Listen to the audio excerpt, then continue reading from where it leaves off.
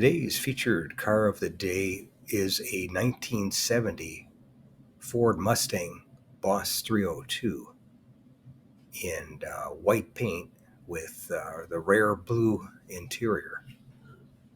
And this one I filmed at my local classic car cruise night in San Diego, California. And this one was a beauty, that's for sure. He had the Marty report on it, and I'll read some numbers off that for you in case you can't read it. But basically, a 1970 Mustang Boss 302, the base price was $3,720. And this one had the optional rear deck spoiler, which was $20. And the sport slats on the rear windows, which were $65. And the power steering, which was $95. And AM radio, which was $61, and tinted glass complete for $32.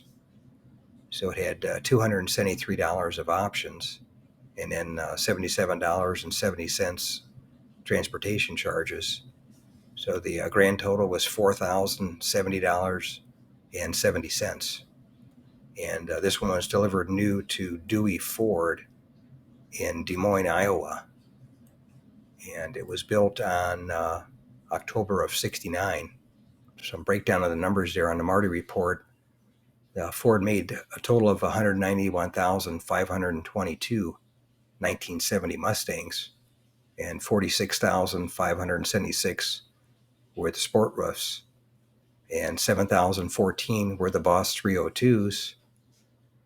And this one had the wide ratio 4-speed, which 2,407 had, and then 163 of those were painted white, and 10 of those had the blue vinyl standard bucket seats.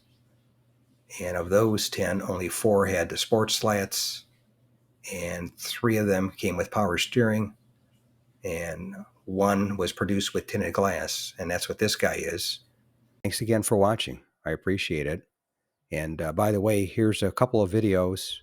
This will take you over to my page, and you can take a look at any of the videos that are there that look good to you. But thanks again for watching, and we'll see you on the next one.